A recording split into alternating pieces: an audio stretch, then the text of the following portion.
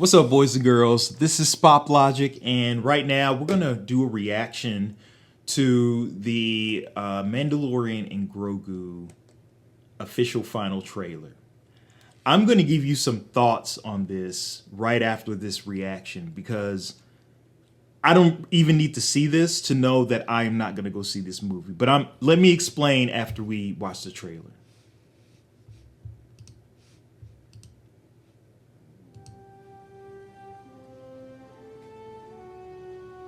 We've all heard stories of the He looks Mandalorian really bounty cute. hunter and a child. I only hunt Imperial war criminals. I'll take out every bad guy in your deck of cards.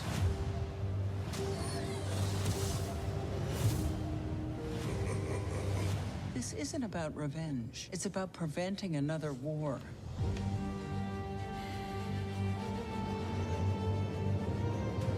Before going into harm's way, check your armor first. We're protecting everything the rebellion fought for. Good luck. He's from Rebels. Hey, strap in.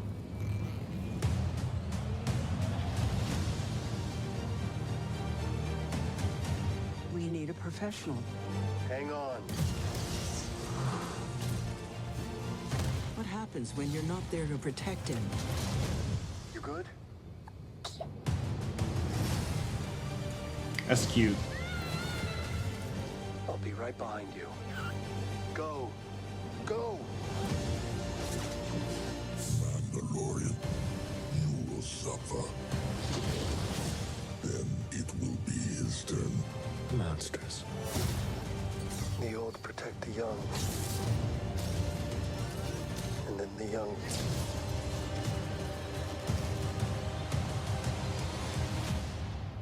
protect the old. It certainly does not look like, it doesn't look action-packed. It does not look Are action-packed. you scared? You should be. Good job, baby. This is the way.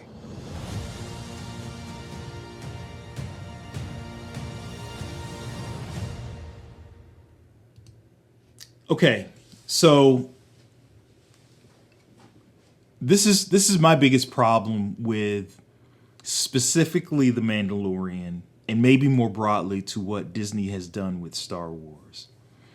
I know for a fact, I know for certain when it came to, let's say, the Clone Wars, there was a clear beginning and a clear end. You knew where things were going and things were being saved. There were hints, but they saved it for the overall payback at the end of its series.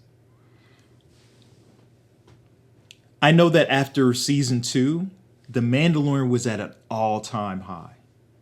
That season 2 finale boosted Star Wars like nothing else. And out of what I would consider laziness and a lack of foresight is they brought back Baby Yoda for the very next season because they were looking at a cash cow. So now essentially all you have is the 4th season of The Mandalorian that's on the screen, and I have to sit there for two hours to watch. What they should have done is they should have allowed a 3rd season of The Mandalorian to go completely without Baby Grogu, Baby Yoda. And by the time this movie comes out, put The Mandalorian in a situation where what he has to do hinges on his success, and at the same time you can parallel that with Grogu going through his Jedi training, and maybe Luke feels some disturbance in the Force. He has to go somewhere and he sends a team to investigate something which comprises of Baby Grogu. And there, the two of them meet. The two of them meet because they are destined to be together. You not only get payoff for them being separate from so long, and then them trying to, kind of figure out each other again. But you have a baby Grogu, a baby Yoda that is more refined in the Force, that is a Jedi in training, and maybe Baby Yoda is with one or two other Jedis. This becomes like a larger issue, a larger problem that they need to solve.